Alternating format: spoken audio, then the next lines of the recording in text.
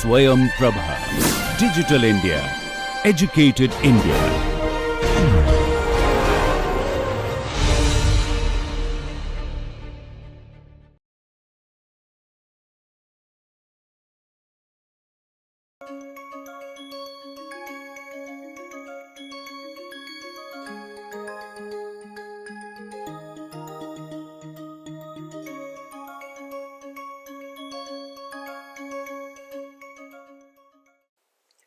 Hello and welcome to session 11 of our course on quality control and improvement using MINITAB. I am Professor Indrajit Mukherjee from Shailesh Mehta School of Management, IIT Bombay. So, previous session what we have seen is basically control charts. We are discussing about control charts. So, we have talked about X bar R and X bar S type of control chart to monitor CTQs and figure out whether there is some assignable cause because of which the mean is shifting or variation is shifting to abnormal scenarios like that. Okay. So, in this section what we will do is that we will talk about one more control chart and then we will move towards attribute type of charts, which is also very relevant and frequently used in controlling the quality. Okay. So, so one of the charts that come to our mind which is very prominent is you see I cannot sometimes scenario is that I cannot collect multiple observations or subgroups at a given time point like that, and sometimes it is irrelevant also to take samples when the readings will not differ much like that in chemical process viscosity. So, if I go at a certain instance and and there is a chemical liquid that is being manufactured, and at that time point if I take 5 samples like that, all samples will be more or less very close like that, readings will be very close, there will be not much difference over here. So, here Brenner hardness like that. So, whenever a manufacturing process happens, so in that case hardness treatment was done, and in that case products are coming out of that. So, everywhere we expect the hardness to be more or less same. So, one sample is sufficient because we want to save the cost, and in that case we do not need multiple samples like that. Okay.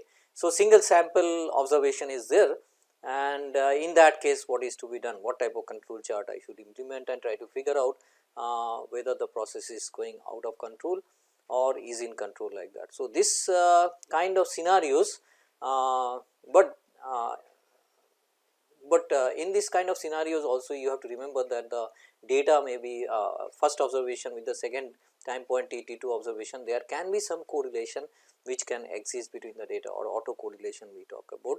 So, there can be scenarios where these two data may be interrelated like that. So, readings of initial observation T1 and second observation may be somewhat related with each other. Okay. So, such kind of scenarios, so when we have, so in that case we may use different types of charts. So, one of the options that is available is individual moving range chart. So, here you can see 20 observations are taken in a given process at different time points T1 to T20 let us say, and only one observation was selected over here, and we want to monitor the mean and variance of this. So, we can calculate the overall mean. If you see this one, I can always calculate. So, what is the overall average over here? So, this can be calculated like that, and these are the individual observations that you see over here. Okay. So, X bar observations can be collected, which is shown over here, and then upper control limit line, and these are calculated based on some measures which is R bar over here, and this R bar is basically calculated based on moving range like that. So, how moving range is calculated over here? 36.3 over here minus 28.6, that is the second observation moving.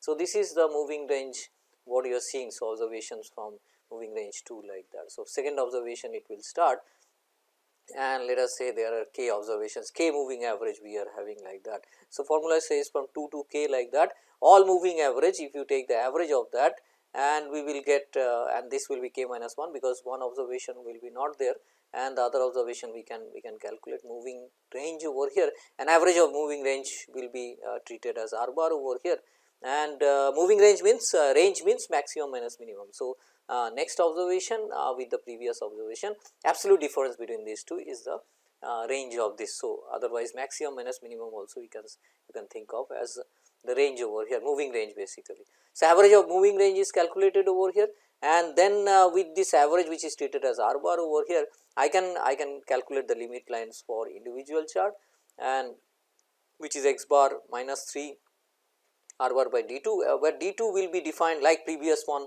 x bar R chart, the d 2 value will be influenced by the value of n equals to 2 over here. So, corresponding to n equals to 2 I will figure out, because every 2 observation we are calculating the moving range. So, this subgroup size will be treated as 2 over here. So, in this case what will be happening is that x plus 3 R bar by d 2 and x minus of this as the lower control limit line, and this will be upper control limit line will be x bar plus 3 R bar by d 2, where d 2 will be defined by n equals to 2. Okay.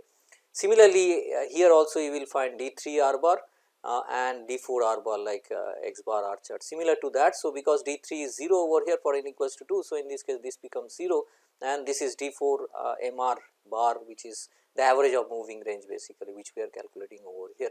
Okay.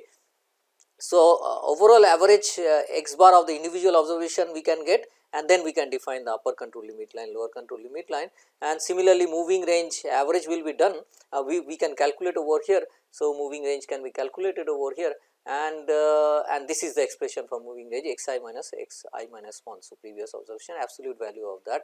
So, in this case this will give me moving range, and average of this moving range we are just monitoring over here. So, there upper control limit line will be there, lower control limit line will be there, and the central line will be MR average basically, MR average. So, average of this or R will be the average of this. This is the central line what you see over here.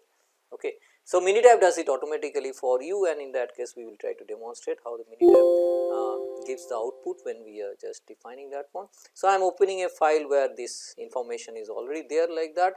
So, I am just opening that one. So, in this case what we can do is that we just this is the data, C2 column is having the data over here, and we can go to stat and then control chart, and then variable chart for individuals over here. IMR chart option is going to come over here.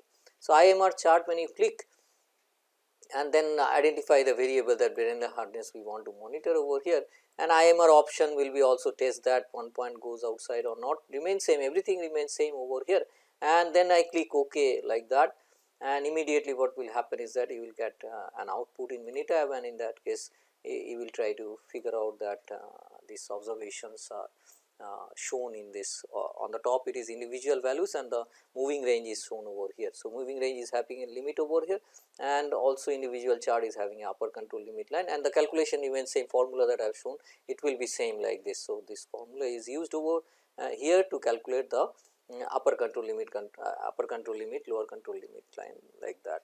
Okay. So, all points are within the control limit line. So, there is no problem, and the process is under statistical control, and this is a stable process, we can just define like that. Okay.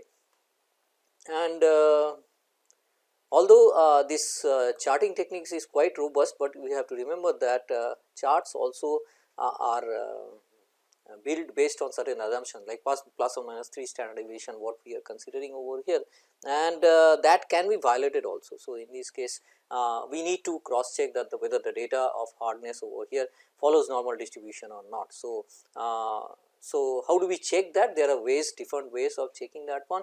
Probability plot papers are there. So, otherwise statistical tests are also there which confirms that this data set is non-normal like that or normal data set like that. So, for that knowledge of hypothesis testing is required, which we will discuss, because experimentation, design of experimentation requires that knowledge like that, and so we will give brief about that afterwards. But if the data is non-normal, although it is it can handle moderate deviation from normality over here, IMR chart like that, but if scenario comes that it is skewed, in that case there are options that we can change this data set that you are seeing, complete data set into a different variable. So, if we are saying this is the CTQ which we can define as y, we can change this data set or convert this data set by some transformation over here. So, which can be y dash over here. So, we will use some transformation like let us say y dash equals to square root of y, or y dash equals to square of y like that. So, when you convert this data over here, and in that case what happens is that the data, the converted data will become normally distributed like that. Then what we do is that this can be implemented in X bar R also, because if the data is non-normal, in that case we have to we need to do something on the data. So, there are many ways of doing this, and we will discuss this afterwards like that. Okay. But at present you can I can assure you that there are checks which ensures that whether the data coming from normal distribution or not, it is possible to check. So, in this case what happened is that I have checked the data initially, and I saw that there is some it is deviating from normality over here. So, some transformation was used over here. So, I am writing that as trans hardness over here. Some transformation was done over here, and the data seems to follow normal after I have done some transformation. So, 36.3, let us say some transformation was done over here with some expression, and that is the standard way we do transformation of the data set. Then what we do is that on the transform data, when it is normal, then we plot the transform data and try to figure out whether that is following that is under control or not. So, what we do is that first we check the data normality like that. If it is normal, we plot it in IMR chart, but if it is non-normal in certain scenarios, what we will do is that we will try out some tricks, and we do the transformation of the data. It can be linear or non-linear transformation of the data, and when we transform the data into some other variables, and then we try to monitor the, and that follows normal distribution, then what we do is that on the transform data we will apply our control chart technique. So, IMR chart will be used over here. Now, I will use transform data hardness. So, then I will again click OK and try to see whether that is following within the control limit line or not. So, first so this is only done when there is a high amount of skewness and we want to but moderate deviations can be handled by IMR chart. So, that you have to remember, and in this case also after transformation also what we see is that data is within the control limit line in individual and also in range over here. So, we can assure that the process is in statistical control. So, this is a stable process like that.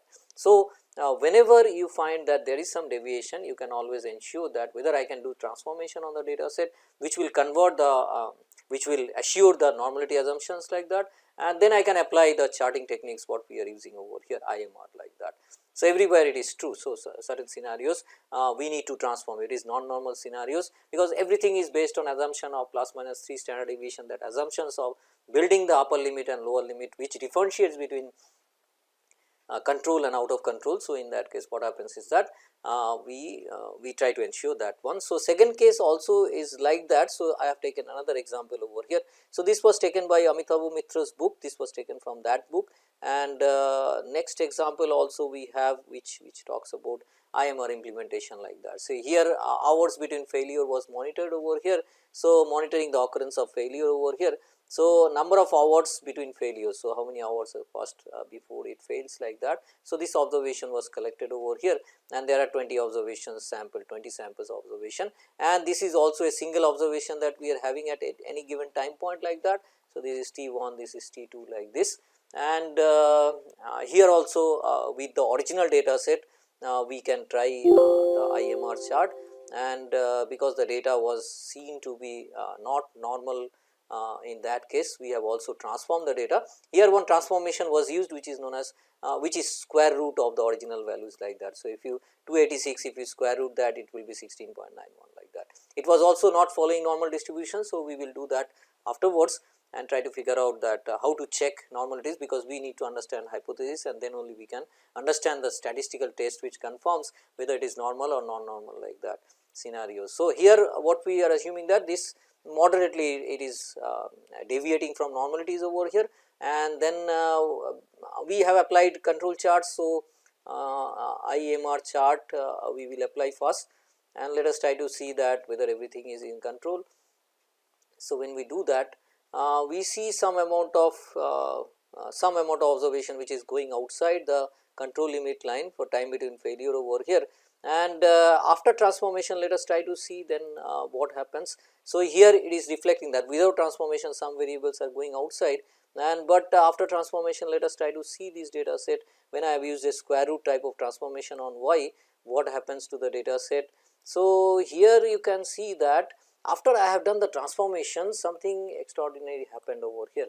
So, in this case what is happening is that all the data points are falling within the control limit line. You see, initially without transformation we are seeing that abnormal scenarios, and there is a there are observations which is going outside, but when I have converted the data into and it follows normal distribution, what happened is that I saw and I plotted the IMR chart, then everything is in control.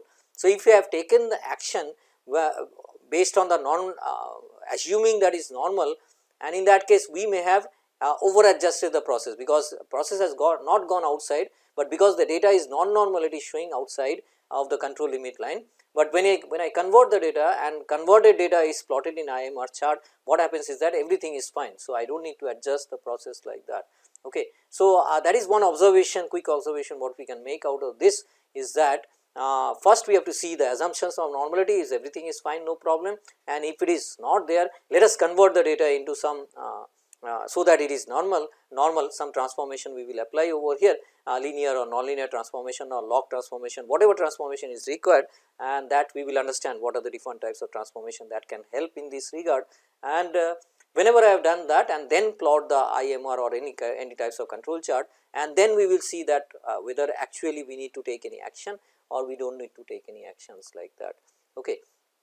So, we have applied such kind of method. So, this is an observation, and you will find in any books that they will refer that you can convert the data into normal, so that it follows normality, and then you apply the control limits or apply the control chart techniques like that on the converted data like that. Okay. So, these are the main charts which are generally used in manufacturing, any other processes.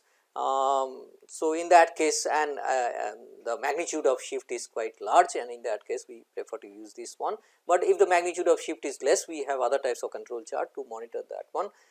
So, those things, those I will not discuss over here, like Kusum chart, exponentially weighted moving average chart. So, some charts are available, even they are robust against failure of normality assumptions like that. So, their researchers have proved that they are quite efficient like that, but that will not be our topic of discussion over here. So, we will stop over for the variable type of control chart. We have only discussed x bar r, x bar s, what scenario we will apply, then individual moving range when I have single observations, and then how to deal with that, and then we will discuss about another types of control chart, which is attribute control chart, and that will be our discussion topic now onwards. Okay. So, IMR chart, and now we will discuss about attribute control chart. So, what is attribute control chart? Here generally what we do is that this is the initial phase of analysis when we implement preventive measures like that. What we do is that in a process we try to figure out or in assembly lines how many defects are coming in the process like that. Okay. So, out of 100 assemblies that is inspected, and within that how many defects or defective items is coming in the process like that. Okay. So, defects, arrival of the defects. So, if you have done statistical course, you know that arrival of defects follows Poisson distribution, and this chart is approximation of Poisson distribution, and based on that plus or minus 3 standard deviation was implemented, and the formula is given over here to calculate the upper limit line and lower limit line. So, this data set what you are seeing is that 100 printed circuit board was at a given time point, we are taking 100 printed circuit board, and within the circuit board how many defects was observed like that. So, you understand this term you have to note, this is for defects only. Okay. These are the defects and not defectives over here. So, when it is defects, it follows a Poisson distribution. So, it will follow Poisson distribution, and arrival of the defects is basically Poisson, that is the underlying assumption, and then what we do is that we try to build a control charts for that, and this is the rate of defect arrivals like that. So, this is C bar or average of defects that you count over here. So, summation of this and summation of this and divided by total number of observation, that is 26, that will give me C bar over here, and plus 3 standard deviation of this process, Poisson process. So, that is also mean, and you understand that mean and variance is same. So, mean and variance of the Poisson distribution is same. So, in that case those are same. So, this is C bar plus 3 standard deviation, and this C bar can be calculated easily. So, here there is no need of putting any n over here. So, because n is constant over here, so we do not need to take care of that. So, over here every time I have taken 26 successive samples over here of 100 printed circuit board. So, this is the sample size n that we are taking at a given time point like that. So, at T 1 time point 100 was inspected, out of that 21 was defective. Then again 100 was inspected at time point T 2, and what has come out is 24 defects over here. Then average of the defects will give me C bar observation over here. So, summation of this plus this will give me C bar observation. So, we will get C bar observation over here, and then I can calculate the upper control limit line, and this will be the central line over here. C bar will be the central line. So, C bar is the central line, upper control limit line and lower control limit line. That will give me some idea that whether the defects had shoot out in certain scenarios like that. Here you can see that when we plotted the data in control charts, one has gone outside the upper control limit line and one has gone below the lower control limit line over here. Now, if it goes below the lower control limit line, you see number of defects has gone down drastically over here. So, in this case what happens is that I can take this as an opportunity. So, this is an opportunity. So, I need to understand why defects has gone down over here. So, sometimes what happens, operator may not be able to differentiate between defects. So, if that is the scenario, then the way we are measuring defects is something is going wrong. So, we need to correct that one. But otherwise, if the process everything is fine, same inspector, same personnel is doing the inspection over here, and it has gone down. So, what was the scenario in the process at that time point? So, what is the process condition at the time point? That can be taken as an opportunity, and that may be the optimal scenario what we will try to implement in every time we start the process like that. Okay. So, this is not an abnormal situation for me until unless the there is evidence that the reading that was taken was quite incorrect like that. So, then we need to correct that one. Otherwise, this gives me an opportunity to develop the standard operating practice like that, which may be the optimal one, and to arrive at the optimal scenarios like that. But if this is shooting out over here and defects are very high over here, and in that case this is ascertainable cause, this is ascertainable cause, and we need to correct this one. What has happened over here, we need to cross check and try to see that one. So, this data I have in MINITAB, and that we will try to plot and see charting of that. So, here you try to understand that here n is not used to calculate upper limit line, lower limit line. N is not required because this is constant, and because we are using Poisson assumption, in that case n is not required. It will be required at certain other instances like that. Okay. So, I will go to the MINITAB option. So, this we have shown. So, this is not required now, and then we go to another file where we have C charts observations that is already given there, and we will try to illustrate C over here. So, in this case 21 defects. So, let me go back to the, is it the same example? Yeah, 26 observations are there, and we have over here 26 observations. So, this is the data set that we have taken over here, and this is taken from Montgomery's book, and then we try to see whether it is under control or there is some abnormalities in the process. So, I go to stat, and we have seen that one will. So, then what we do is that control charts, I go to control chart, attribute chart, and then there are options of C at the bottom over here you will find. So, when I click C over here, it will ask which is the variable.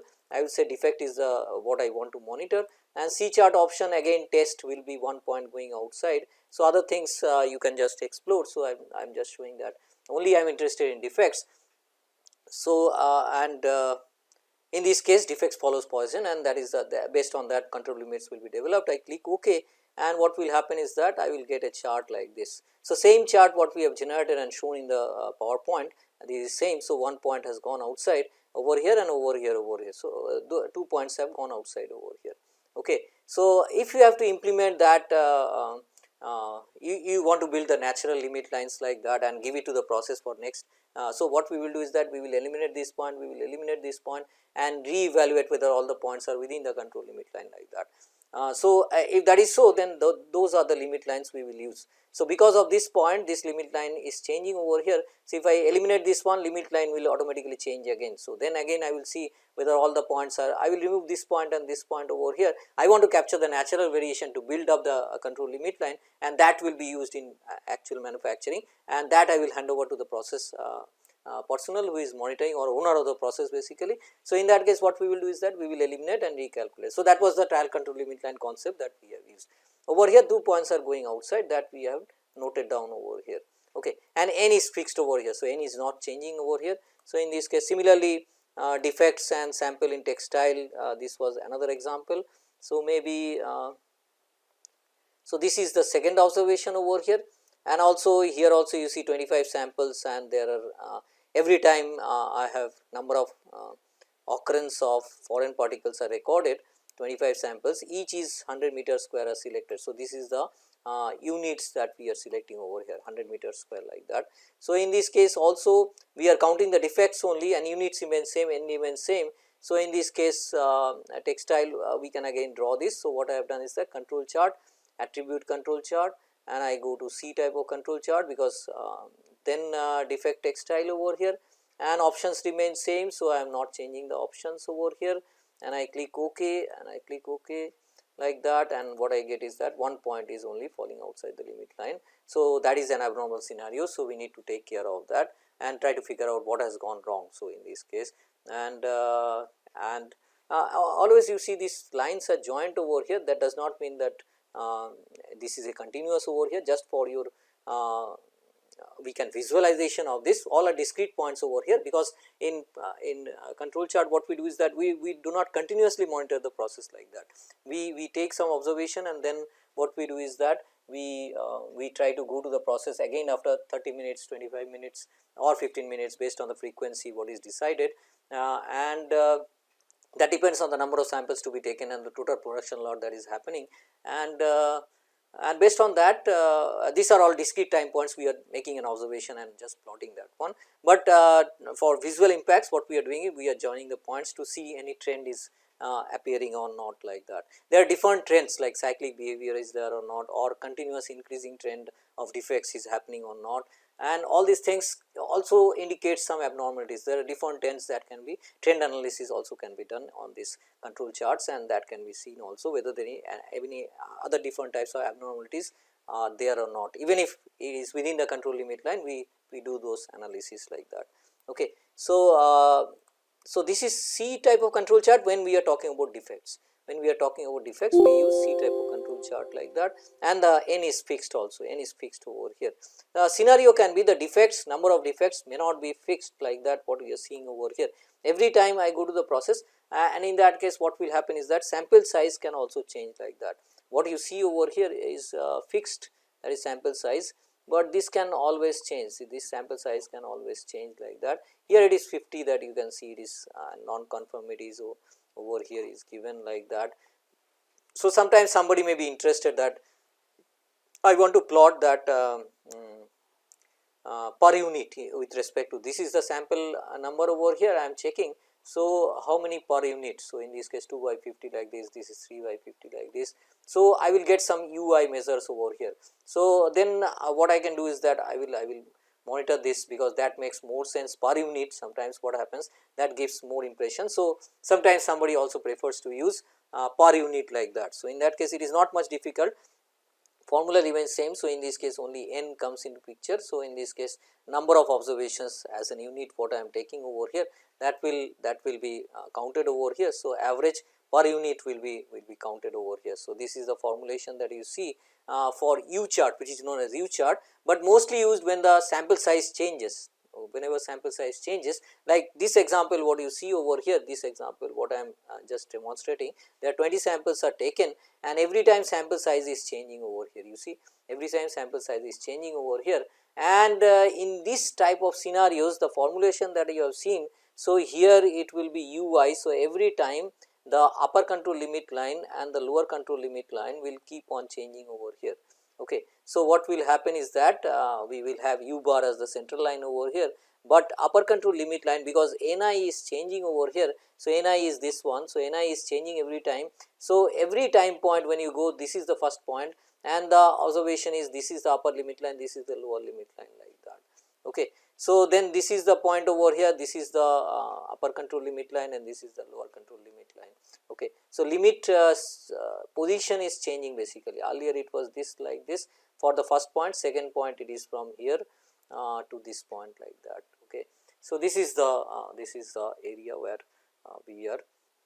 we need to concentrate and see whether the point is going outside or not. Here you see the limit line is somewhere below over here, a point has gone outside. So, this is a variable control limit line that can be generated, and we can see this generation when we are seeing using MINITAB, same data points what we want to use over here, and maybe U chart that data set may be over here with variable sample size like that.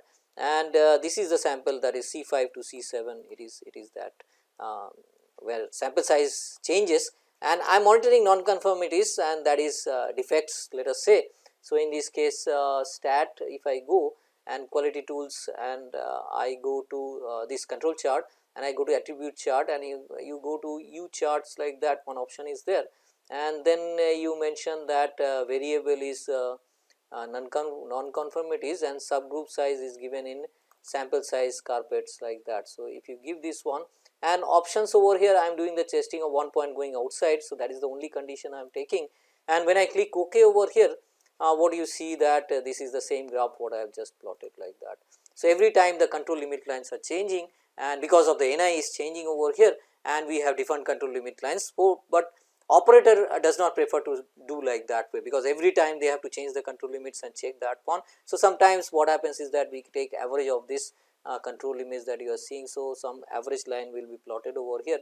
So, one straight line may be plotted. So, if I go to this one, sometimes what operator does for their benefit or something like that, even the quality personnel can, what they can do is that they can take a average line over here. Similarly, they can take a average line over here based on the data and information, so that it is easy for the operators to see also. So, there will be mistakes for this, but sometimes they have, or maybe the maximum of these points, maybe that will be the upper limit over here, and this is the lower limit I will follow like that. So, there are we can implement those types of, otherwise the best one is to have variable control limit lines like that, variable control limit lines. Okay. So, limit lines and calculation of this is given by this one. So, this will be UI over here and UI over here. So, this will be central line. So, this is taken as overall average over here, and this will be this will change based on NI conditions like that, sorry, NI conditions will be there. So, in this case you average.